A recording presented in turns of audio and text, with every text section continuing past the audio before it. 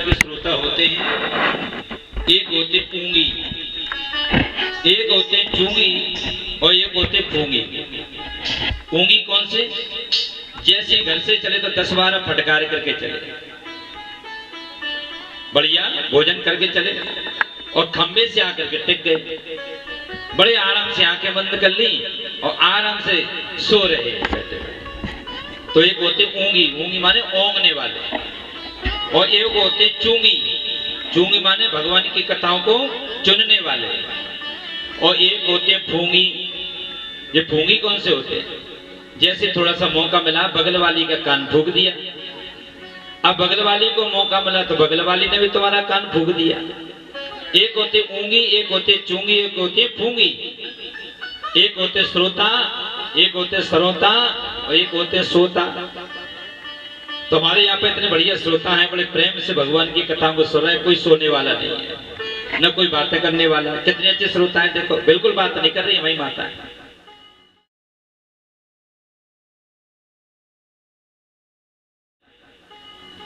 तो भगवान के अनेक लीलाओं का ऐसे श्रवण करना चाहिए महाराज। विदा खेद से बालो अहो चिंता तुरो कथम, श्री कृष्ण चरणा भोजम तम दुख सुगमशति। भगवान के अनेक लीलाओं के इस प्रकार से श्रवण करना चाहिए। हमारे सनकादिक ऋषियों से जब नारद जी ने कहा तो नारद जी ने अपनी पूरी घटना सुना। नारद जी ने अपनी पूरी घटना सुना दी। महाराज मेरे संग में ऐसा ऐसा हुआ। तो सनकादिक ऋषियों ने कहा नारद तुम इतने दिनों से घूमते घूमते आश्रम में होते हुए जहां तक चले आ रहे हो, तो तुम क्यों चले आ रहे हो? बोले महाराज एक घोषणा हुई थी कि तुमको अगर भक्ति ज्ञान वैराग्य को पुष्ट करना तो तुमको सत्कर्म करना पड़ेगा।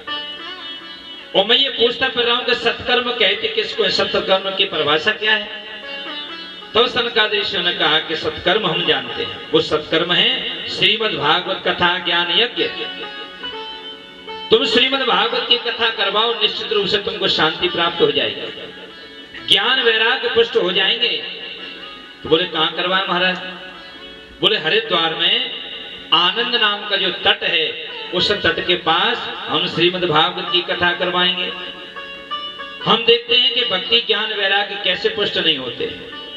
उसी समय नारद जी महाराज ने आनंद नाम के तट पर बालू इकट्ठी करवाई, बजरी बालू इकट्ठी करवाई और बालू का सुंदर एक मंच बनाया। उस समय टेंट नहीं चलते थे, माइक भी नहीं चलते थे, और इस प्रकार से ये मंच नहीं बनती थी। तो क्या किया? और चारों तरफ से बालू को इकट्ठा किया और बालू के ऊपर सनक सनंदन सनातन सनत कुमार चारों भाई विराजमान हो गए। नारद जी महाराज के विवाह तो हुआ नहीं था। नारद जी महाराज माला झोली लेकर और परीक्षित बनकर के नीचे आकर के विराजमान हो गए। सनकादिक ने कथा कहना प्रारंभ किया। पहला दिन हो गया, दूसरे दिन हो गए, 3 दिन हो गए, 4 दिन हो गए, और जैसे ही 7 दिन तक भगवान की अनेक कथाओं को श्रवण किया तो क्या देखा? भक्ति सुतो तो तरुणी गृहीत्वा प्रेम के रूपा से साबिरासी। भक्ति सुतो तो तरुणी गृहीत्वा प्रेम के रूपा से साबिरासी। सुतो तो तरुणी गृहीत्वा प्रेम के रूपा से साबिरासी। कृष्ण गोविंद हरि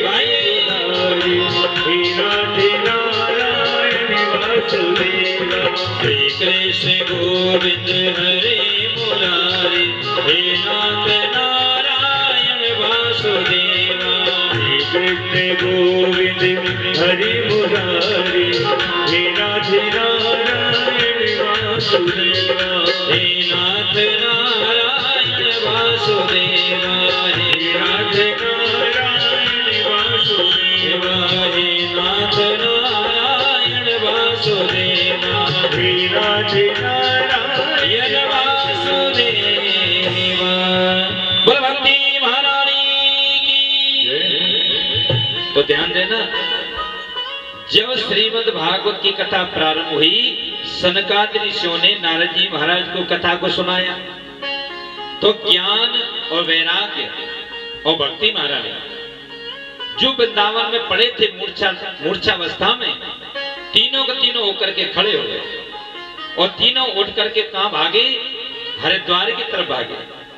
आनंद नाम का जो तट है, दौड़ते दौड़ते तीनों के तीनों वहां पहुंचे। सरकारियों से जाकर के भक्ति महारानी बोली, प्रभु बताइए हम कहां बैठे, हमारे लिए कोई बैठने के लिए कोई स्थान हो तो हमको बताइए। तो सरकार ऋषि ने कहा, देवी जहां पर मेरे भक्त बैठे हुए हैं ना, उन भक्तों के हृदय भवन में जाकर के तुम विराजमान हो जाओ, उन भक्तों के हृदय भवन में जाकर के तुम आरूढ़ हो जाओ, विराजमान हो जाओ। तो वही भक्ति महारानी आज भक्तों के हृदय भवन में जाकर के विराजमान हो गई। इसलिए पहले दिन की कथा में भक्ति और ज्ञान वैराग्य की कथा सुनाई जाती है। जब तक जीवन में भक्ति नहीं है, ज्ञान नहीं है, वैराग्य नहीं है, तो भगवान की कथा में मन लगने वाला नहीं है। इसलिए प्रथम दिन भक्ति और ज्ञान वैराग्य की कथा को यहाँ पर सूत जी महाराज सुनाते हैं, सूत जी महाराज सुनाते हैं, सनकादि सुनाते हैं। भक्ति महारानी वहां से पुष्ट हो गई और वहां से उठ करके सीधे पहुंच गई, सबके हृदय भवन में जाकर के विराजमान हो गई महाराज। इन कथा को हम लोगों ने श्रवण किया। नारद जी महाराज ने प्रश्न किया सनकादियों से, प्रभु एक बात बताइए कि श्रीमद् भागवत की कथा को सुनकर के सिर्फ भक्ति, ज्ञान, वैराग्य तीनों ही पुष्ट हुए, और कोई भी है ऐसा जो इससे पुष्ट हुआ हो? तो सनकादियों ने कहा, नारद जी कितना भी पापी से पापी व्यक्ति क्यों न हो, उसने जीवन में कितने भी पाप किए हों, लेकिन अगर उसको एक बार श्रीमद् भागवत की कथा सुना दी जाए, उसके जन्म जन्म के बंधन खुल जाते हैं, जन्म जन्म के पाप मिट जाते हैं, उस व्यक्ति का मोक्ष हो जाता है। तो नारद जी ने कहा, प्रभु ऐसा हुआ है कभी? जो जीवन भर व्यक्ति पाप करे वो अंत में जाकर के एक बार भगवान की कथा सुन ले, उसका पाप धुल जाता है, उसका मोक्ष हो जाता है, ऐसा हुआ है कभी? तब यहाँ कहते हैं सनकादि, ऐसा हुआ है नारद जी महाराज। कहां पर हुआ है? तो एक घटना सुनाते हैं, ध्यान से सुनिए। ये मानवा पाप कदस्तु सर्वदा सदा दुराचारता विमार्गिगाः कुटिलाश कामना। ये मानवा पाप कदस्तु सर्वदा सदा दुराचारता विमार्गिगाः क्रोधाग्निदग्धा कुटिलाश कामना सबका यज्ञ कलो पुनन्तु ते। ये घटना ध्यान से सुनिए, ये कहाँ की घटना है? बोले एक समय की बात है, एक बार क्या हुआ, एक आत्मदेव शर्मा नाम के पंडित जी हैं, उनका नाम क्या है? आत्मदेव शर्मा। उनकी पत्नी का नाम है धुंधली देवी। भगवान की कृपा से पंडित जी महाराज बहुत पूजा पाठ किया करते थे, ज्योतिष का काम किया करते थे, वेदों का काम किया करते थे, संध्या बंदन किया करते थे, लेकिन इनके घर में कोई संतान नहीं थी, न कोई बेटा था न कोई बेटी थी इनके घर में। बुढ़ापे की तरफ इनका शरीर जा रहा था, उम्र हो रही थी इनकी। पंडित जी महाराज बड़े दुखी थे कि मेरे कोई संतान नहीं है, मेरे कोई संतान नहीं है। पंडित जी महाराज बहुत दुखी थे। एक दिन पंडित जी ने क्या किया, पंडित जी ने अपने घर से निकलकर और जंगल में चले गए। जैसे पंडित जी जंगल में गए तो मरने के लिए गए थे। ऐसे जीवन से तो मर जाना ज्यादा अच्छा है, संतान नहीं, बिना संतान के काय का जीवन, न कोई बेटा है न कोई बेटी है। तो पंडित जी अपने घर से निकल करके एक जंगल में तीर्थ में जाकर और सरोवर के किनारे जाकर के बैठ गए। वहां से कोई महात्मा जी निकल करके चले जा रहे थे, संत महात्मा थे। संत महात्मा ने देखा कि पंडित जी महाराज बैठे रो रहे हैं, भगवान के लिए रो रहे होंगे, क्योंकि जंगल में व्यक्ति काय के लिए रोता है? जब घर छोड़ करके आया है तो जंगल में रो रहा है तो भगवान के लिए रो रहा होगा। संत महात्मा ने पूछा, पंडित जी क्या बात है, क्यों रो रहे हैं? पंडित जी की आंखों में आंसू आ गए। क्या बता महाराज, मेरे घर में कोई संतान नहीं है ना, इसलिए मैं संतान के लिए रो रहा। बिना संतान के ये मेरा घर कैसे चलेगा? धन वैभव ये सब मेरा बेकार है। बिना पुत्र के। तो पंडित जी महाराज से संत ने कहा, महाराज क्या करोगे संतान लेकर? राजा सगर के यहाँ 60,000 पुत्र थे। राजा सगर के 60,000 पुत्र थे, लेकिन एक भी पुत्र ने उनको सुख नहीं दिया। 60,000 के 60,000 पुत्र जल करके भस्म हो गए, लेकिन सुख नहीं मिला। तो इसकी कोई गारंटी नहीं कि जो संतान तुम्हारे घर में प्रकट हुई है वो तुमको सुख देगी, इसकी कोई गारंटी नहीं। और एक बात और बोले, और इसकी कोई गारंटी नहीं कि जो धन हमारे घर में है उस धन को हम भोगेंगे, उस धन का हम सुख भोगेंगे। क्योंकि धन की 3 गतियां हैं, दान, भोग और नाश। जब ये व्यक्ति धन कमाता है ना, तो कितना परिश्रम करता है, कितनी मेहनत करता है, तब जाकर के उस धन को कमा पाता है। धन कमाते समय इसको दुख होता है, और जब इस व्यक्ति का धन जब खत्म होता है तब इसको कितना कष्ट होता है। तो धन की 3 गतियां हैं, दान, भोग और नाश। जब भगवान की कृपा हो जाए, जब धन हमारे घर में आ जाए, तो थोड़ा थोड़ा दान करते रहो। बोले इतने कंजूस है कि दान नहीं कर सकते, तो क्या करोगे? तो बोले इसका भोग कर लो, उसको बढ़िया से अच्छा खा लो, अच्छे से अच्छा पी लो, अच्छे से अच्छा रह लो, अच्छे से कपड़े पहन लो, तीर्थों में घूम लो। आपने दान नहीं किया और भोग भी नहीं किया, तो अंत में उस धन का होता क्या है? बोले उस धन का प्रनाश हो जाता है। जिस धन को शुभ कार्यों में नहीं लगाया जाता, बेटियों को, कन्याओं को, बहनजियों को, भांजियों को दान नहीं दिया जाता, वो धन नष्ट हो जाता है। दान, भोग और नाश। बोले पंडित जी क्या करोगे तुम पुत्र लेकर के? राजा सगर के 60,000 पुत्र थे, सबके सब जल करके भस्म हो गए। तब पंडित जी ने कहा, तुम क्या जानो,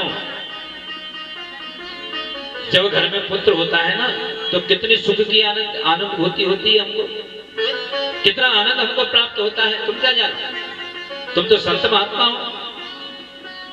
पंडित जी ने कहा, हमारा काम समझाने का था, तुम मानो या नहीं मानो कोई बात नहीं। लेकिन पंडित जी बोले, महाराज सुनिए, मुझको एक संतान चाहिए, और चाहे कुछ भी करो मुझे संतान चाहिए। संत महात्मा बोले, पंडित जी तुमको संतान चाहिए? तो पंडित जी ने एक फल निकाल करके अपने थैले में से और उन पंडित जी महाराज के हाथ में रख दिया, लो इस फल को ले जाओ, अपनी पत्नी को खिला देना। इनकी पत्नी का नाम है धुंधली देवी। तो धुंधली भी जानती है? धुंधली, जिसको किसी चीज की धुन सवार हो उसको कहते हैं धुंधली। आए तो मुझे 5,000 वाली साड़ी चाहिए, चाहे पैसे घर में हो चाहे नहीं हो, मुझे तो फलानी चीज चाहिए, उसी को धुंधली कहते हैं। तो धुंधली को धुन सवार हो गई, किस बात की? बोले मुझे तो संतान चाहिए। पंडित जी बोले मुझे संतान चाहिए। पंडित जी महाराज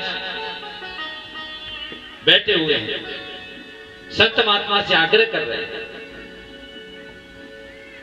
मुझे संतान चाहिए।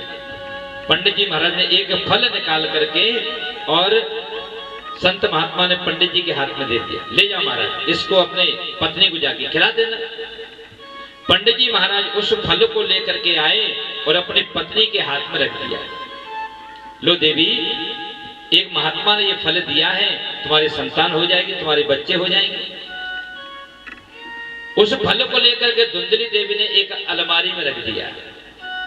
धुंधली देवी का परिचय क्या है? जब तक ये मोहल्ले पड़ोस में झगड़ा नहीं कर लेती ना किसी से, 2-4 बार इनकी लड़ाई नहीं हो जाती, जब तक झगड़ा नहीं हो जाता, जब तक इनका भोजन नहीं पचता है, ये इनका परिचय है। घर में काम फैला पड़ा रहा, भले फैला पड़ा रहा, जब तक 2-4 माताओं से नहीं मिल लेती, जब तक झगड़ा नहीं कर लेती, जब तक तू मैं नहीं हो जाती, इनका पेट नहीं बढ़ता है। ऐसी ही लड़ो टाइप की। धुंधली देवी ने उस फल को लेकर के अलमारी में रख दिया। पंडित जी ने सोचा अब तो मेरे घर में संतान हो जाएगी, क्योंकि पंडित जी ने सोचा इस फल को ये तो खा लेगी।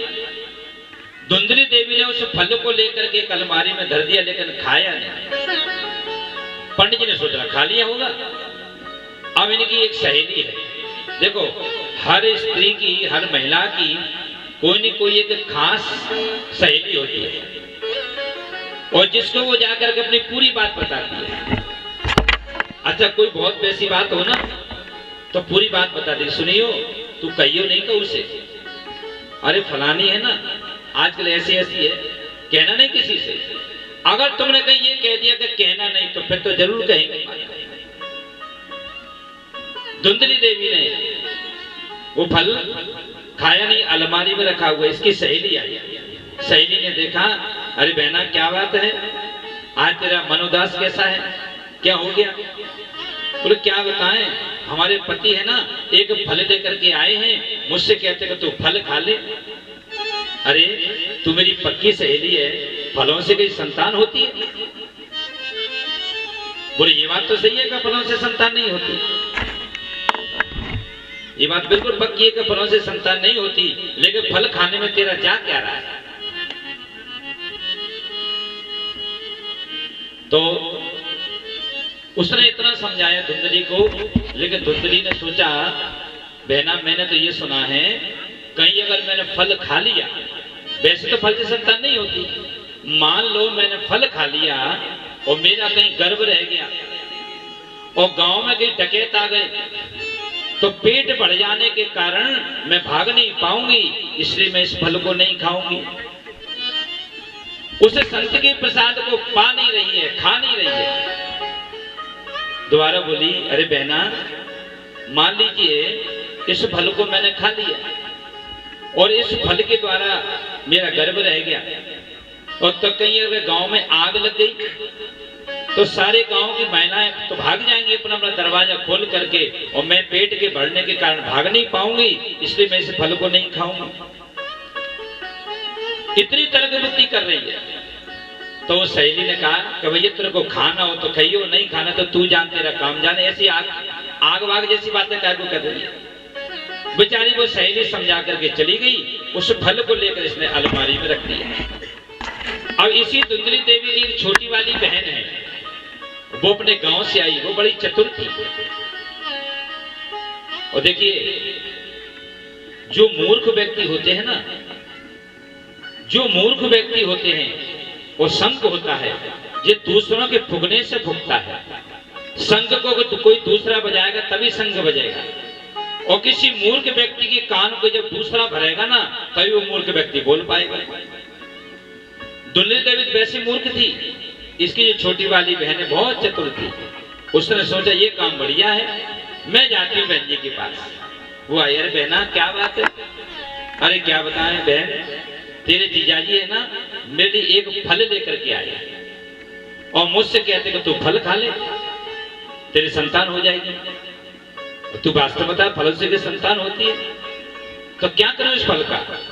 तो छोटी वाली बहन बोली एक काम कर, इस फल को लेकर के तू अपनी गाय को खिला दे, क्योंकि तेरी गाय भी बांझ है, गाय के कोई संतान नहीं है। तेरे घर में जो तुलसी का विरवा है वो भी सूख जाता है, तुलसी का जो पौधा है वो भी सूख जाता है। इस फल को लेकर के तू अपनी गाय को खिला दे तो फल की परीक्षा हो जाएगी, ये फल झूठा है कि सही है। तो इसने क्या किया, उस फल को लेकर के गाय को खिला दिया। अब बोली मैं क्या करूंगा? बोले तू एक काम कर, 9 बच्चे मेरे पास पहले से हैं और 10वीं बार मैं गर्भवती हूं। उस समय के समय पर ऐसे बच्चे हुआ करते थे 10-10, 15-15, 20-20। पूरी क्रिकेट की टीम तैयार होती थी पहले के समय में। तो सुनो महाराज, तो बोले एक काम करना, इस फल को तुमने अपनी गाय को खिला दिया, अब एक काम करना कि 10वीं बार मैं गर्भवती हूं और 10वीं बार जब मेरी जो संतान होगी ना, रातों रात आकर के मैं तुझे दे जाऊंगी, रातों रात। इसके बदले तू थोड़ा सा मुझे सोना चांदी दे देना, थोड़ा सा मुझे पैसा दे देना। मैं अपने पति को जाकर के समझा दूंगी, मेरा पति बड़ा लोभी लालची टाइप का व्यक्ति है, उसको मैं पैसे दे दूंगी, वो मान जाएगा, बस तेरा काम हो जाएगा, मरने से बच जाएगी। क्योंकि धुंधली ने कहा था कि मैंने तो ये सुना है कि जब स्त्री के जो बच्चा होता है ना तो वो मौत से खेलती है। जब उसके प्रसव वेग होता है ना तब वो स्त्री को कितनी पीड़ा होती है। कितना कष्ट होता है।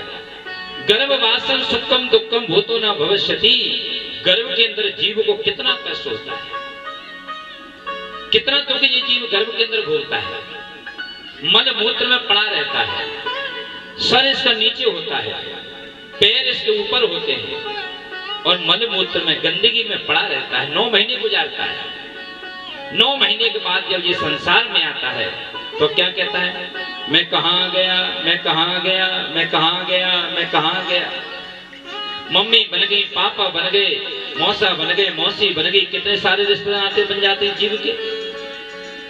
तो कॉल करके वहां जब तू आया यहाँ, सोच प्राणी और तेरी 2 दिन की है जिंदगानी।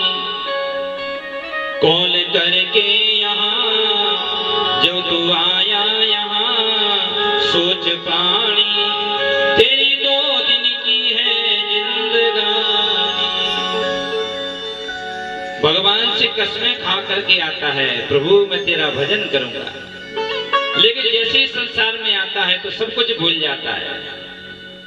भगवान से जो इसने वादे किए थे सब भूल जाता है।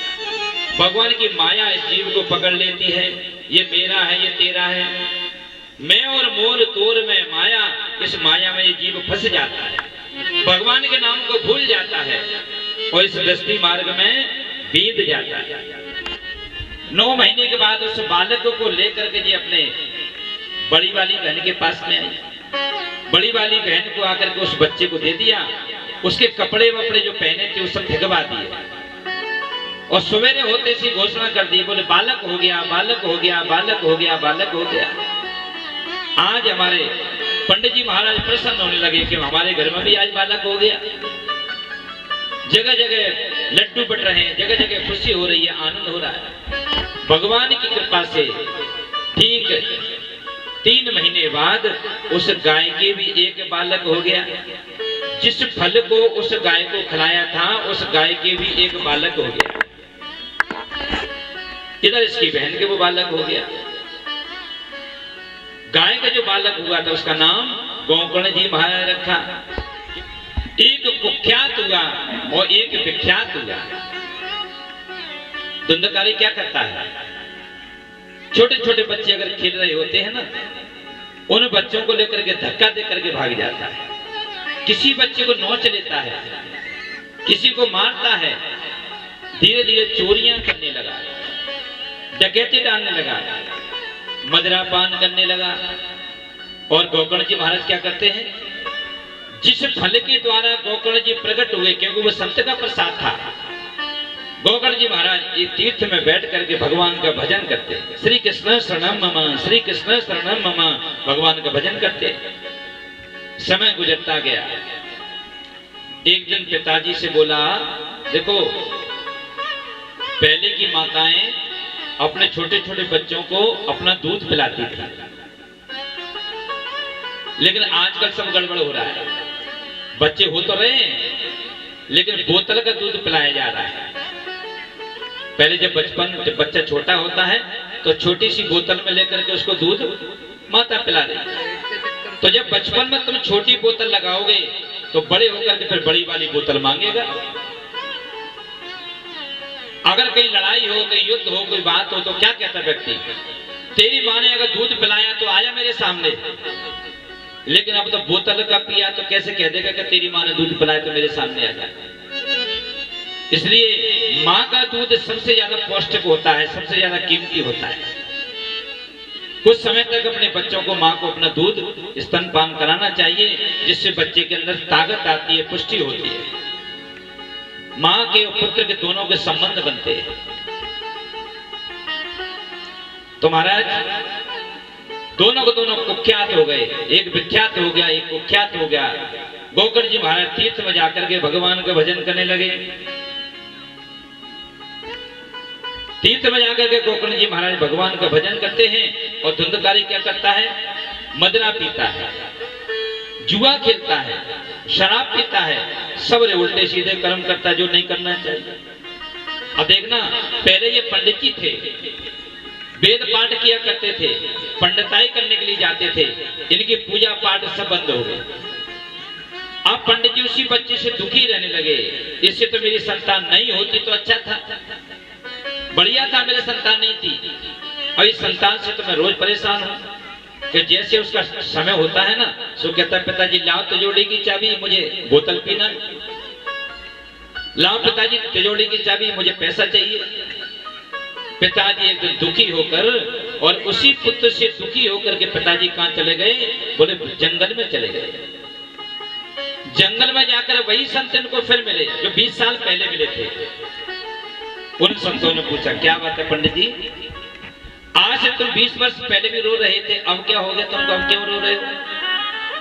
बोले महाराज पहले मैं उस संतान के लिए रो रहा था, और आज मैं उसी संतान से दुखी होकर के रो रहा हूं। वही संतान मुझे परेशान करे हैं महाराज। बोले हमने तो तुमसे पहले ही कहा था, तुमने हमारी बात नहीं मानी, तो महाराज अब क्या करूं?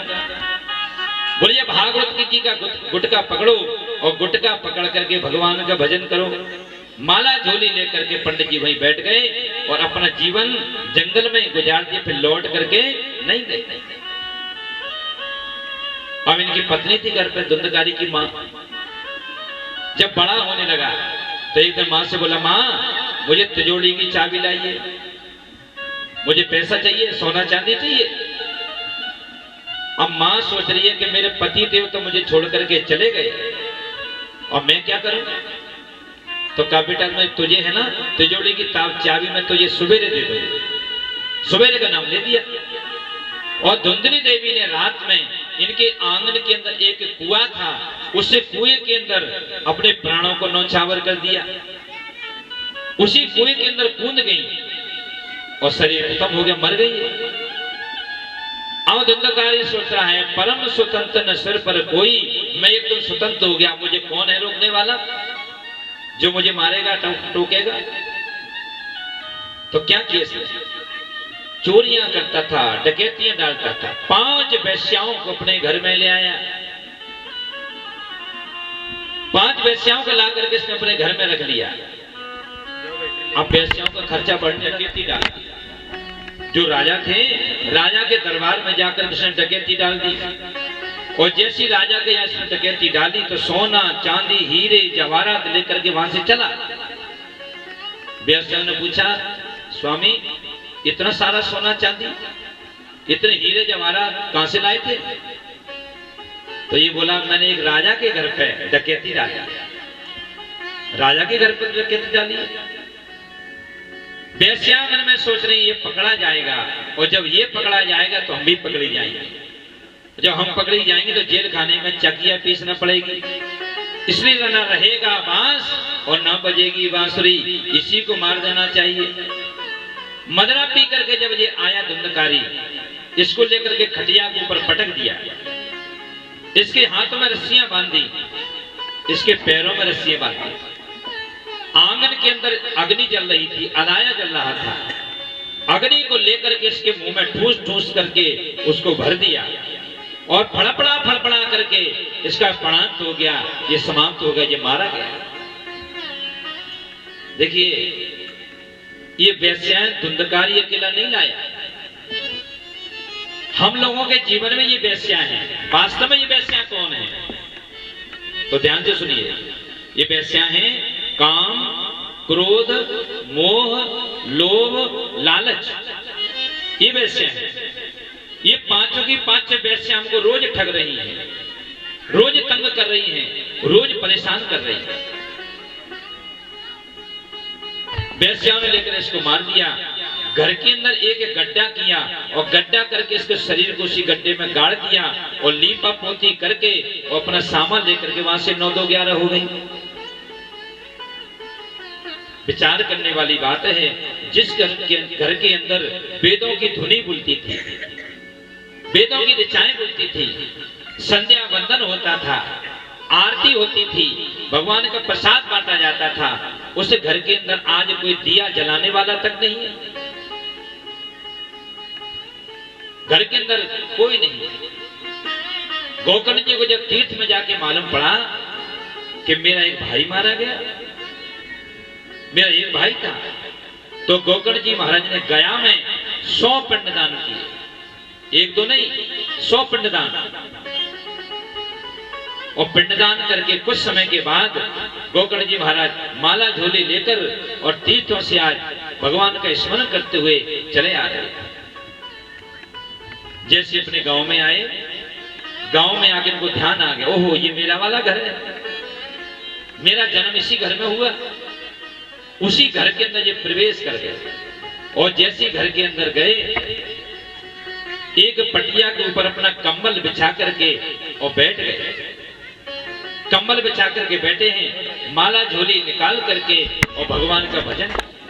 जब माला झोली लेकर के भगवान का भजन किया तो जो धुंधकारी मारा गया था वो बकरा बन करके, और आज गोकर्ण जी महाराज में जट्टे मार रहा है, ठोकरे मार रहा है। कभी बकरा बन जाता है, कभी भेड़ा बन जाता है, कभी मेढ़ा बन जाता है, कभी कुछ बन जाता है। कुछ बोलना चाहता है लेकिन बोल नहीं पा रहा। भूखा है, खाना चाहता है लेकिन खा कैसे पाएगा, क्योंकि इसके पास मुंह नहीं है, क्योंकि ये प्रेत बन गया। जो व्यक्ति उल्टे सीधे कर्म करता है, मदरा पीता है, जीवों की हत्याएं करता है, वेश्यावृत्ति करता है, अंत में जाकर के मरने के बाद वो प्रेत बनता है। और वो इतना बड़ा प्रेत बनता है, उसका मोक्ष नहीं होता। तो उसका मोक्ष होता कैसे है? बोले एक नारियल लेकर और संकल्प करके श्रीमद् भागवत की कथा को उसको सुना दिया जाए तो जन्म जन्म के बंधन से उसको मुक्ति मिल जाती है, ऐसा भागवत में बताया है। इतना बड़ा प्रेत बन गया जी, बार बार जड्डे मार रहा है। और गोकर्ण जी पूछे, भैया तुम कौन हो, परिचय दो अपना, कौन हो? बोल ही नहीं पा रहा, क्योंकि प्रेत के अंदर मुंह नहीं होता। छोटी वाली सुई होती है, सबसे छोटी वाली, तो छोटी वाली सुई के जो छिद्र होता है, जो छेद होता है, उससे भी छोटा छिद्र होता है इस प्रेत के। ये कुछ खाने की चेष्टा करे तो खा नहीं पाता, कुछ जल पीने की चेष्टा करे तो जल नहीं पी पाता, जल पीने की इच्छा करे तो जल नहीं पी पाता, खाने की इच्छा हो तो खा नहीं पाता। इतना बड़ा प्रेत बन जाता है। इसको भूख लगती है, 100 बिच्छू मिलकर के इसको डंक मार रहे हैं। जितना दर्द जीव को होता है उतना कष्ट इस प्रेत को होता है। तो गोकर्ण जी महाराज ने पूछा, भैया तुम कौन हो? बोल ही नहीं पा रहा। गोकर्ण जी ने जल हाथ में लेकर के, कथम रोदिति विप्र तुम का चिंता बलियसी बल तुम सविस्तारम स्व दुःखस्य का कारण। अपना परिचय दो। जल हाथ में लेकर और भगवान का ध्यान करके, और जब ये जल छोड़ा किसके ऊपर? उस मेढ़ा के ऊपर। तो ये बोल पड़ा, भैया मैं तुम्हारा भाई धुंधकारी हूं। तो गोकर्ण जी महाराज बोले, तुम मेरे भाई धुंधकारी हो? मैंने तो तुम्हारे लिए 100 पिंडदान किए थे गया जी में, तो तुमको मुक्ति नहीं मिली? तो एकदम बोला, भैया मैं कोई छोटा मोटा कोई प्रेत नहीं हूं, मैं इतना बड़ा प्रेत हूं। अगर जीवन भर तुम मेरे लिए पिंडदान करते रहो तो मुझे मुक्ति नहीं मिलेगी। भैया लेकिन तुम मेरे भाई हो, कोई उपाय हो तो मेरे लिए करो, मुझे बड़ा कष्ट हो रहा है। देखिए, जो व्यक्ति एक्सीडेंट में मारा जाता है वो प्रेत बनता है, जो व्यक्ति जहर खा करके मरता है वो प्रेत बनता है, जो व्यक्ति ट्रेन से कट के मरता है वो प्रेत बनता है, अकाल मृत्यु जो व्यक्ति मरता है वो प्रेत बनता है। जब ये व्यक्ति मरते हैं तो ये प्रेत बन जाते हैं। हम लोग परेशान होते रहते हैं, घर वाले क्या चक्कर पड़ गया, हम बढ़ क्यों नहीं रहे? इतना धन कमाते हैं, इतना पैसा कमाते तो भी हम परेशान हैं, क्या चक्कर पड़ गया? क्योंकि तुम्हारे घर में कोई ऐसा व्यक्ति मर गया जिसका तुमने कोई क्रियाक्रम ढंग से नहीं किया, उसके प्रति तुमने कुछ करवाया नहीं, प्रेत बन जाता है। और इस प्रेत की गति कब होती है? जब इसको श्रीमद् भागवत की कथा सुना दी जाए तो इसको गति प्राप्त हो जाती है, इसको मोक्ष प्राप्त हो जाता है। ऐसी बात भागवत में लिखी। तो महाराज मैं बहुत बड़ा प्रेत हूं। कूटन कूट अनेक सुनी, पर चित्रकूट सा कूट नहीं। और फूटन फूट अनेक सुनी, पर भाई भाई जैसी फूट नहीं। देखिए, संसार में सब कुछ मिल सकता है। धन मिल जाएगा, पत्नी मिल जाएगी, वैभव मिल जाएगा, सोना चांदी मिल जाएगा, लेकिन मां जाया भाई नहीं मिल सकता। सब कुछ मिल सकता है, लेकिन मां जाया भाई नहीं मिल सकता। आज जब धुंधकारी कष्ट में है, तो धुंधकारी ने गोकर्ण जी से कहा, भैया मेरा मोक्ष तुम्हारे अलावा कोई कर नहीं सकता है। और वास्तव में विचार कीजिए, संसार में अगर सबसे ज्यादा लड़ाई है तो भाई भाई की लड़ाई है। 1 फुट जमीन अगर भैया पे ज्यादा चली गई तो सवेरे रट्टा रखा है, सवेरे झगड़ा रखा हुआ है। 1 फुट छोटे पर ज्यादा चली गई, 1 फुट बड़े पर ज्यादा चली गई, तो भाई भाई में कितना विद्रोह हो रहा है। और आजकल सबसे ज्यादा भाई भाई में कितनी फूटन है। मैं निवेदन करूंगा कि जो भाई अपने घर में रहते हैं ना, जो बहुएं भाई घर में रह रहे हैं, हमारा घर हमारे भाई हमारे हो जाएंगे, लेकिन दुनिया हमारी नहीं होगी। अगर हम भाई एकत्र होकर रहेंगे तो कोई बाहर वाला हमारा बाल बांका नहीं कर पाएगा। और जिसको ये पता चल जाएगा इनके घर में फूटन है, तो फूट का फिर आनंद लेने के लिए वो भी तुम्हारे पास आ जाएगा। राम जी से समझिए, भगवान श्री राम जी को जब वनवास हुआ ना, तो क्या सीता जी को वनवास हुआ था? सीता जी चाहती तो मना कर दी थी, मैं काहे के लिए जाऊं, वनवास तुमको हुआ तुम जाओ। लक्ष्मण जी चाहते तो लक्ष्मण जी मना कर देते, हम क्यों जाए वनवास, वनवास राम जी को हुआ हम क्यों जाए। फिर भी राम जी का साथ नहीं छोड़ा। इसलिए रामचरितमानस का हमको पाठ करना चाहिए। रामचरितमानस हमको जीवन में जीना सिखाती है, और श्रीमद् भागवत की कथा हमको मरना सिखाती है। जीवन में मरना कैसे चाहिए ये भी एक कला होती है, और जीवन में जीना कैसे चाहिए ये भी एक कला होती है।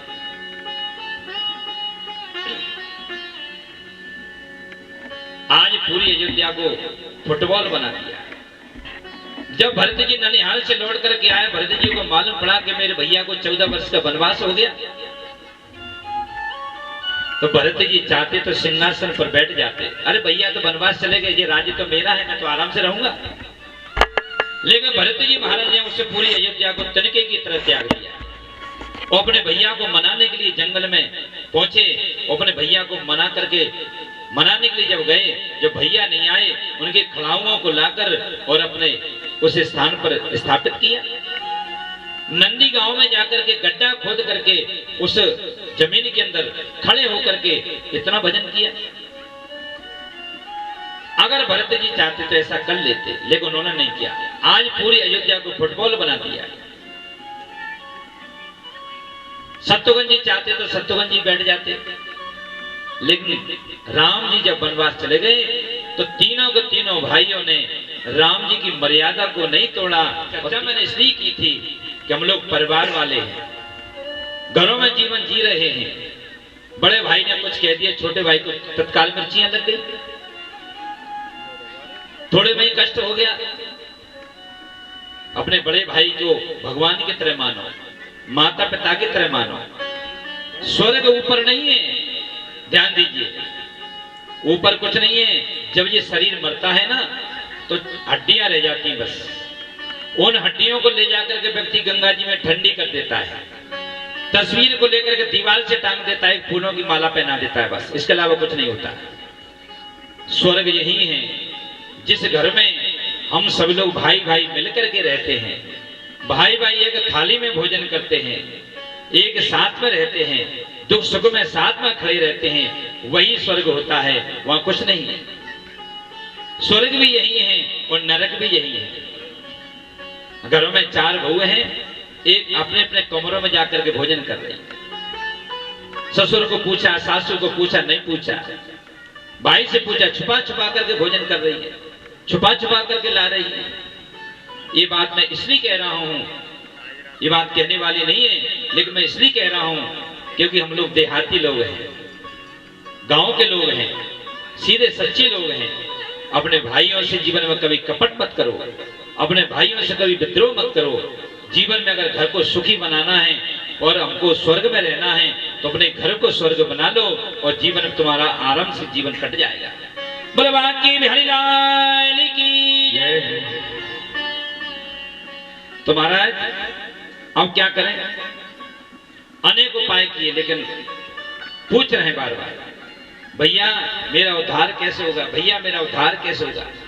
तो गोकर्ण जी ने कहा तुम चिंता मत करो, मैं तुम्हारा भाई हूं, कोई ना कोई उपाय जरूर करूंगा, चिंता मत करो। गोकर्ण जी सवेरे उठे और गंगा जी के किनारे गए।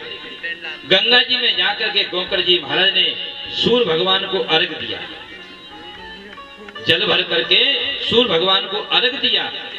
और जैसे सूर्य भगवान को अर्घ दिया तो आकाशवाणी हुई, गोकर्ण जी तुम अपने भैया का कल्याण करना चाहते हो, तुम अपने भैया का उद्धार करना चाहते हो, तो तुम एक काम करो, तुम श्रीमद् भागवत की कथा करवाओ। और जब तुम श्रीमद् भागवत की कथा अपने भैया को सुनवा दोगे निश्चित रूप से तुम्हारे भाई को शांति मिल जाएगी। जब ये कहा तो गोकर्ण जी ने कहा निश्चित मैं अपने भैया के लिए भागवत करवाऊंगा। संतों को मुनियों को बुलाया, सबको बुलाया और बढ़िया सुंदर एक बढ़िया मंच बनाया बालू का, उसके ऊपर हमारे गोकर्ण जी महाराज विराजमान हो गए। अब देखिए अब धुंधकारी तो प्रेत बन गया था, धुंधकारी तो प्रेत बन गया था, हवा बन गया था, हवा भी एक प्रेत है।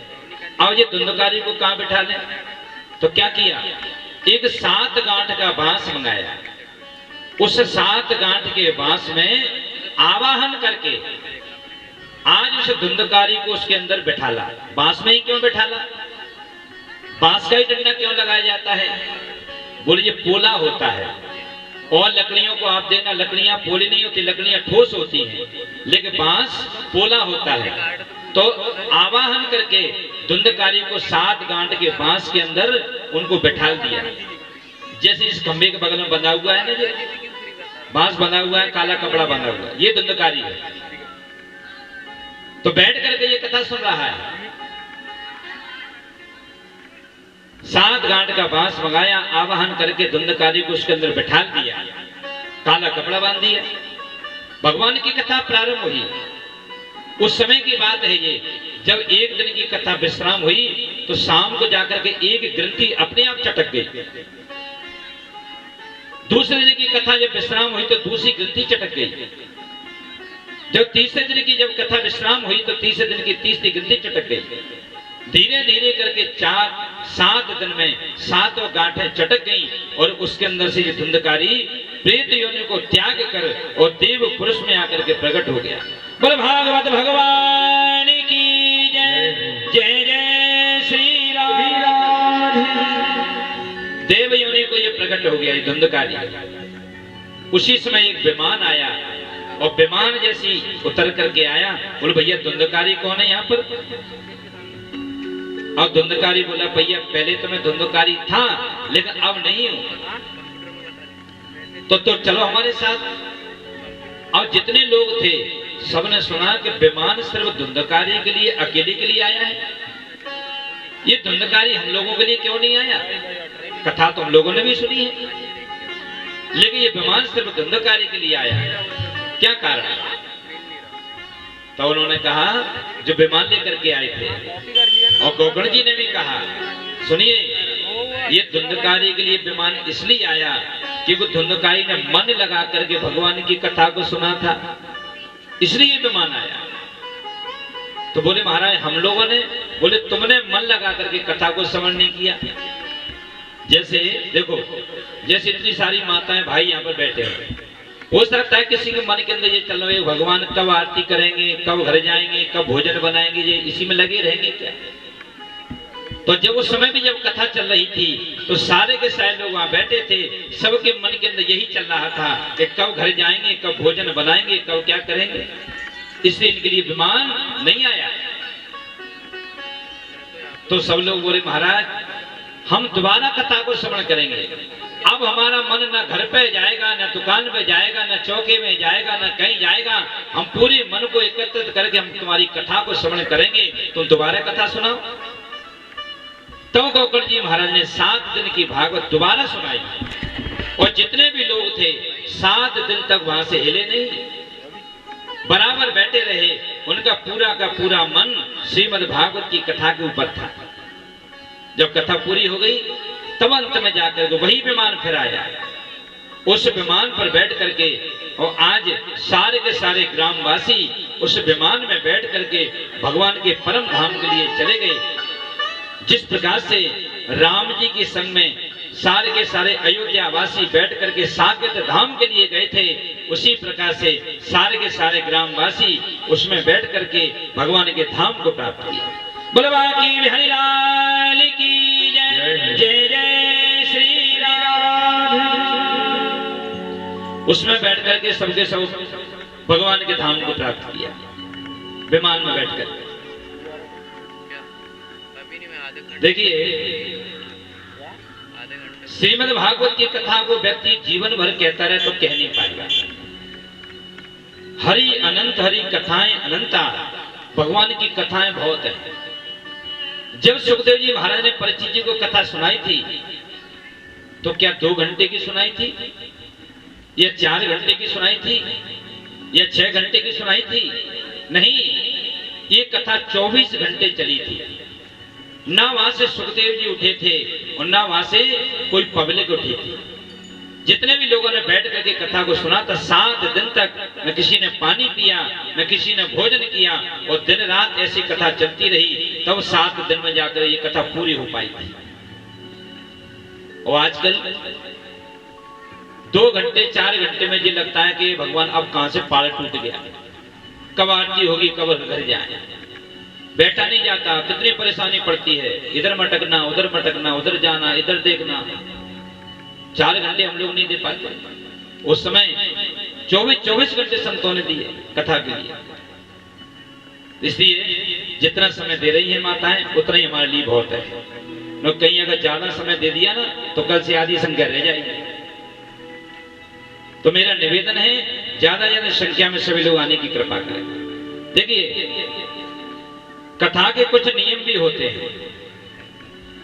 सनत कुमार से नारद जी ने पूछा, महाराज जी श्रीमद् भागवत के कोई नियम भी तो होंगे? हाँ, एक नियम है। क्या? सबसे पहले किसी व्यक्ति को अगर भागवत करवानी है तो वो क्या करे? वो व्यक्ति सबसे पहले किसी ज्योतिषाचार्य के पास जाए, जो ज्योतिष के जानकार हो। तो सबसे पहले मुहूर्त निकलवाए। सबसे पहली बात है भागवत में कि मुहूर्त निकलवाना चाहिए। अग्निवास पृथ्वी पर है कि नहीं, कौन से देवता के मुख में आहुति जा रही है, महीना कौन सा है, पंचगत तो नहीं चल रही, या समय सही है कि नहीं, तुम्हारा चंद्रमा सही है कि नहीं, ये सारी चीजें उसमें देखी जाती है। आज भगवान की कृपा से ये संयोग जो बना, आज से नवरात्र प्रारंभ हुए। आज से गुप्त नवरात्रि प्रारंभ हुए हैं जब हमारी कथा प्रारंभ हुई है। तो बहुत सुंदर मुहूर्त ये बना है, भगवान का ऐसा योग बना है, पहली बात। दूसरी बात, जहां पर कथा हो वो जगह एकदम बढ़िया होना चाहिए। सभी माताओं के लिए बैठने के लिए स्थान बढ़िया होना चाहिए। और देखना, मेरी बात बुरा नहीं मानना, माताएं भी नहीं मानना, भैया भी नहीं मानना। एक बात मैं जो है वो सत्य कहूंगा आपसे। जब मैं कल आया था तो मेरे से बोला था, बोले महाराज जी हमने मंच इधर को लगवा दिया है। अब बुरा नहीं मानना मेरी बात। इधर जो मैं सामने देख रहा हूं ना, तो सामने हमारे 10-20 आदमी बैठे हुए हैं। बस मुझे बार बार इधर सर घुमाना पड़ रहा है, इधर बार बार सर घुमाना पड़ रहा है। और मैंने ये कहा था कि मंच सामने लगना चाहिए सामने के लिए, तो कम से कम पूरी पब्लिक मेरे सामने तो होती।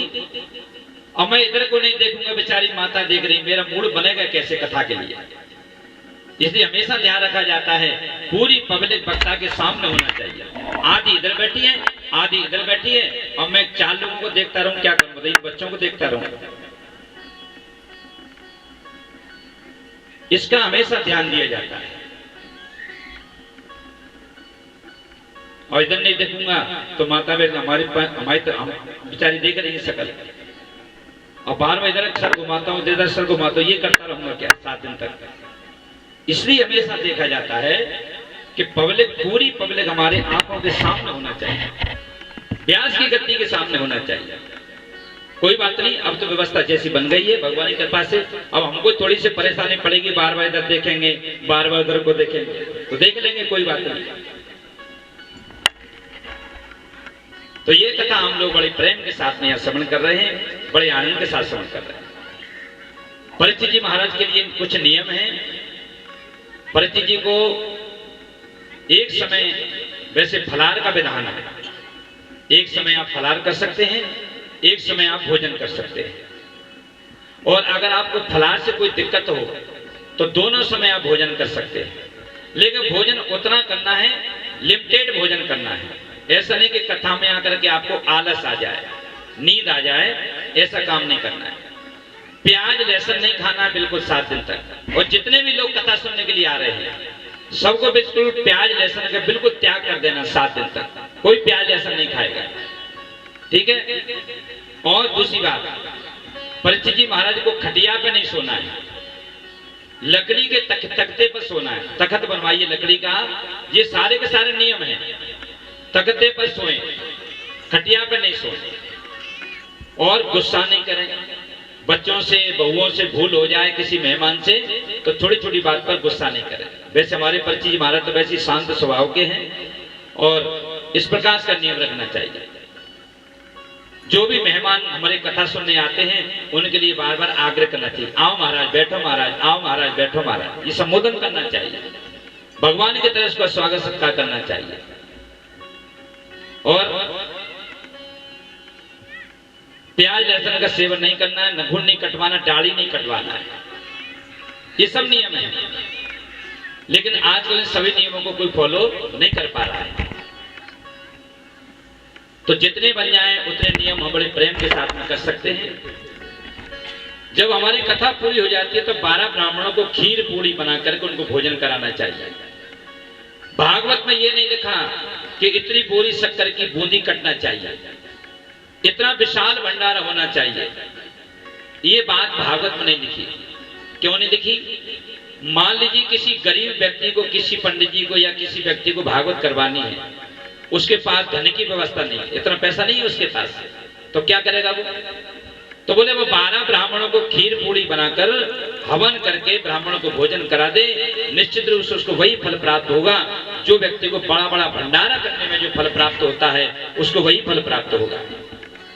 ये बात भी यहाँ पे बताई। इस प्रकार से बहनें, बिटियां, बहुएं, जो भी मेहमान आए उनका स्वागत सत्कार करें, बड़े प्रेम के साथ में, शांति के साथ में भगवान की कथा को श्रवण करें। एक नियम और बताएंगे आप लोगों को, जितने भी माताएं बहनें आ रही हैं कथा सुनने के लिए, तो कोई भी खाली हाथ नहीं आएगा। पैसे नहीं मांग रहे आपसे, ध्यान देना, पैसे की बात यहाँ कहीं नहीं जाएगी। पत्रम पुष्पम फलम तोयम, घर में तुलसी के बिरवे लगे होंगे, तुलसी के पौधे होंगे घर में, तो तुलसी की ठाकुर जी, हमारे ठाकुर जी बैठे हैं ना, ये भी आप सबको देख रहे हैं बैठे बैठे कि कौन भी लिए क्या लाया है। पुष्पों की माला बना के लाइए, भगवान को पहनाइए, तुलसी की माला बना के लाइए, हमारे भागवत जी को पहनाइए। तो पत्रम पुष्पम फलम तोयम, पत्र मिल जाए, फल मिल जाए, और कुछ नहीं मिला तो जल तो होगा घर में। एक जल का लोटा ला करके भगवान के सामने रख दो, भगवान इसी में प्रसन्न हो जाते हैं, तब तुमको उस कथा का सुनने का फल प्राप्त होगा। नहीं तो खाली हाथ आए हो और खाली हाथ चले जाओगे महाराज। इसलिए कुछ नहीं बनता। अगर पत्र नहीं है, पुष्प नहीं है, जल नहीं है, फल नहीं है तो क्या है? बोले 2 रुपए की टॉफी तो होगी, एक 2 रुपए का बिस्कुट का पैकेट तो होगा जो भगवान के सामने रख दिया जाएगा, जो शाम को प्रसादी में बटेगा। तो अपने हमारे क्षेत्र में ये नियम है, कोई भी माता, कोई भी भाई बिना खाली हाथ कोई आता नहीं है, कुछ न कुछ लेकर के आता है। एक तस्सर रख दिया जाता है, एक भगोना रख दिया जाता है, उसमें व्यक्ति कोई फल ले आता है, कोई फूल ले आता है, कोई कुछ ले आता है, वही प्रसाद शाम को बांट दिया जाता है। खाली जगह जाने का सिर्फ एक ही जगह है संसार में, सब एक ही जगह ऐसी यहाँ पर हम खाली हाथ जाते हैं। कौन सी जगह है वो? वो जगह है शमशान में। शमशान में व्यक्ति खाली हाथ जाता, कुछ लेकर के नहीं जाता। जब भी हम अपने बड़ों के घर पे जाएं, छोटों के घर पे जाएं, भगवान के मंदिर में जाएं, भगवान की कथा में जाएं, तो कभी खाली हाथ नहीं जाना चाहिए। ठीक है, ये नियम का आप सभी लोग पालन करेंगे। और जिनके अंदर कोई कामना हो, जिस जीव के अंदर कोई कामना हो कि मेरा कोई काम अटका हुआ है, तो वो भी एक समय फलाहार करे, एक समय भोजन करे, प्याज लहसुन का सेवन बिल्कुल नहीं करे, जमीन में सोए ये लकड़ी के तख्ते पर सोए और नियम के साथ में रहे। निश्चित रूप से भगवान उसके ऊपर निश्चित रूप से कृपा करेंगे। एक बात और कहेंगे, देखो आज पहला दिन है, आज पहला दिन क्षम्य होता है। पंडित जी से कोई भूल हो जाए पूजा पाठ कराने में, बोले महाराज जी आज पहला दिन है ना, कल से सब बढ़िया हो जाएगा। और किसी माता जी से, किसी बहन जी से, परिचित जी महाराज से कोई भूल हो जाए, बोले महाराज आज पहला दिन है ना, कल से सब बढ़िया हो जाएगा। तो पहला दिन क्षमाशील होता है। मैं निवेदन ये करूंगा कि जब हमारे परिचित जी आरती करते हैं ना, तो आप लोग दूर दूर खड़े रहते हो, तो ये आरती आपसे चिपक नहीं जाएगी। समझ रहे हैं मेरी बात? जब आरती हुआ करें तो माताएं और भाई बगल में आ जाए करें आरती के समय पर। और हमारे परिचित जी जो आरती करते हैं उसके बाद आप लोग भी आरती कर लिए करो भगवान की, तो क्या चला जाएगा? आप लोगों को लगता है परिचित जी ये बने तो यही आरती करेंगे, हम काय को करें, हम तो दूर रहेंगे, या कहीं आरती चिपक गई तो फिर क्या होगा? इसलिए जब भी आरती हो भगवान की, तो एक थाली माताओं के लिए दी जाएगी, एक थाली हमारे पुरुषों के लिए दी जाएगी, और खड़े होकर बढ़िया भाव से भगवान की आरती को बड़े आराम से किया करो। आरती माने कष्ट। भगवान की आरती क्यों की जाती है? भगवान की आरती इसलिए की जाती है कि भगवान के ऊपर कोई कष्ट नहीं आ जाए, भगवान के ऊपर कोई कष्ट ना हो। आरती माने संकट, तो भगवान के ऊपर कोई संकट ना आ जाए, इसलिए भगवान की आरती उतारी जाती है। इसलिए दूर मत हो, आरती किया करो और तन मन से आराम से किया करो, और बड़े प्रेम के साथ में प्रसादी लेकर के शाम को सबके सब अपने अपने घर जाया करो। कल से कथा का समय 12 बजे से रहेगा 5 बजे तक। मेरा निवेदन है ठीक 12 बजे हमारे कलाकार लोग आ जाएंगे, 11 साढ़े 11 बजे। 12 बजे आपको यहाँ पर आना है। 12 से 5 का समय श्रीमद् भागवत की कथा का है।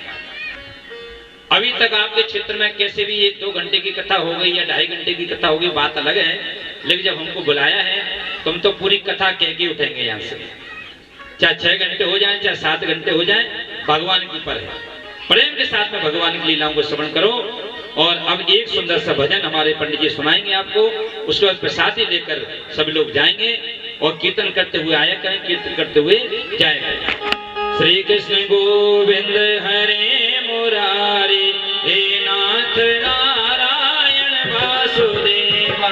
कृष्ण गोविंद हरे मुरारी, हे नाथ नारायण वासुदेवा।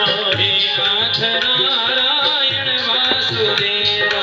हे नाथ नारायण वासुदेवा। हे नाथ नारायण वासुदेवा। हे नाथ नारायण वासुदेवा। बोलो भागवत भगवान की, परिचित जी महाराज की जय। अभी जयकारे में आनंद नहीं आ रहा, जयकारे में अभी वो आनंद नहीं आया जो आना चाहिए। एक बार हमारी माता ऊंचाई से बोल वृंदावन बिहारी लाल की जय हो। अब आनंद आ आ गए श्री राधे तेरे बरसाने, हम धूम मचाने आ गए श्री राधे तेरे बरसाने, हम धूम मचाने आ गए राधा तेरे बरसाने, हम धूम मचाने आ गए श्री राधे तेरे बरसाने, हम धूम मचाने आ गए राधा तेरे बरसाने, श्री राधे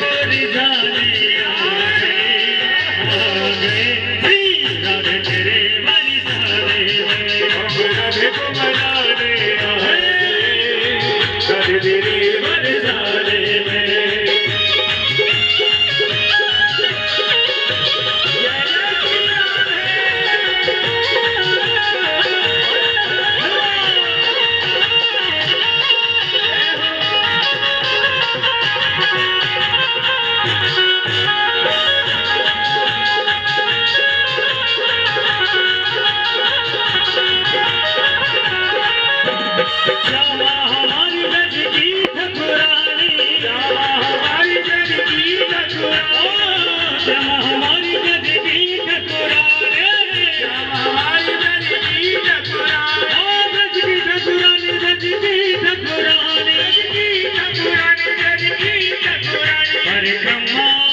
परिक्रमा लगाने आ गए श्री राधे तेरे बरसाने में, परिक्रमा लगाने आ गए श्री राधे तेरे बरसाने में, राधे तेरे बरसाने में, राधे तेरे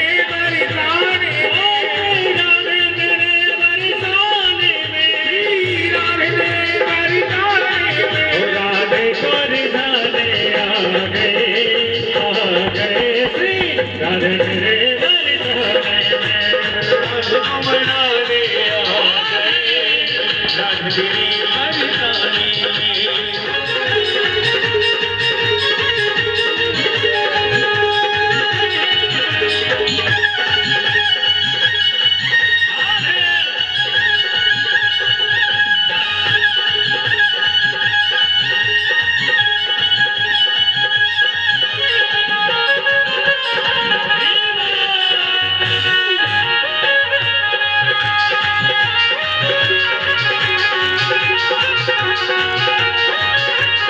में।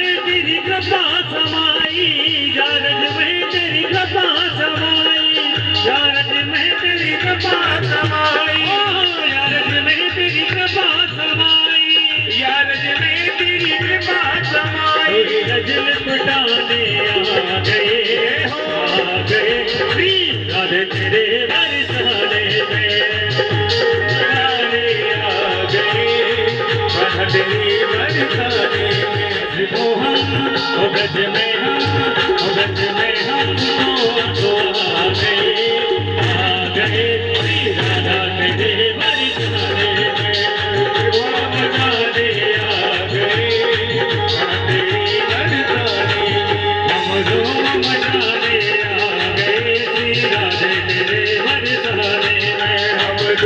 मचाने आ गए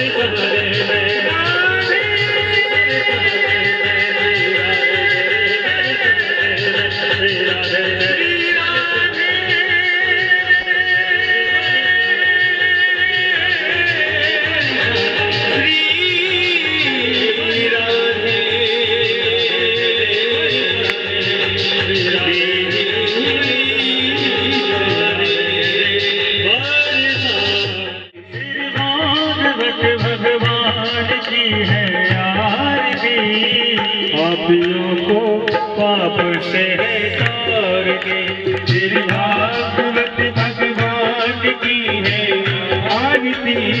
पापियों को पाप से तार दे, श्री भागवत भगवान की है आरती। पापियों को पाप से तार के, श्री भागवत भगवान की है आरती। पापियों को पाप से है तारती, पापियों को पाप से है तारती, पापियों को पाप से है तारती, पापियों को पाप से है तारती, पापियों को पाप से है तारती। भागवत भगवान की है आरती, पापियों को पाप से है तारती। भागवत भगवान की है आरती, पापियों को पाप से है तारती। अमर ग्रंथ है मुक्ति पंथ है, पंचम वेद निराला नवजोत जगाने। अमर ग्रंथ है मुक्ति पंथ है, पंचम वेद निराला नवजोत जगाने वाला। हर नाम यही, हर ध्यान यही, हर नाम यही, हर धाम यही। जग के मंगल की आरती। पापियों को पाप से तार दे। श्री भागवत भगवान की है आरती, पापियों को पाप से तार दे। शांति गीत पावन पुनीत पापों को मिटाने वाला, हर दर्श कराने वाला। ये शांति गीत पावन पुनीत पापों को मिटाने वाला, हर दर्श कराने वाला। ये सुख करनी ये दुख हरनी, ये सुख करनी ये दुख हरनी। श्रीमद्सूदन की आरती, पापियों को पाप से तार दे। श्री भागवत भगवान की है आरती, पापियों को पाप से हरि तालियों की सेवा करते हैं। श्री राम हरि गोविंद।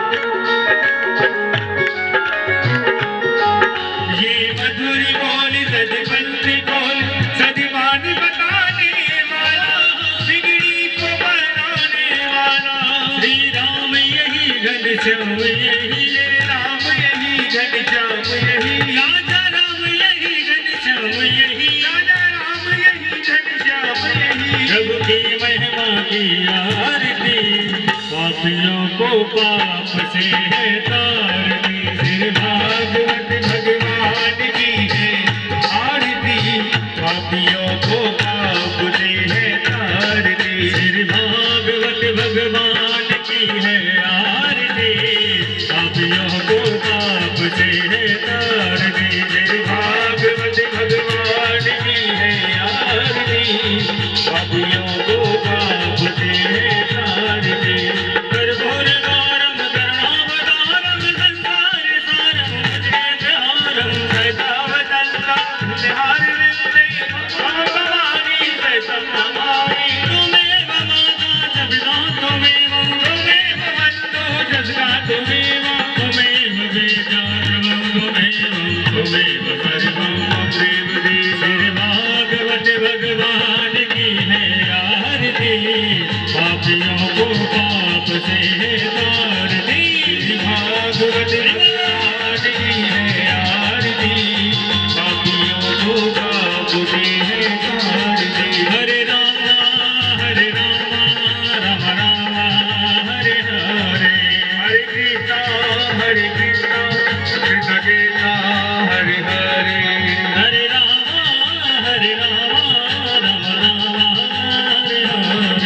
हरे कृष्णा कृष्ण कृष्ण कृष्ण हरे हरे, हरे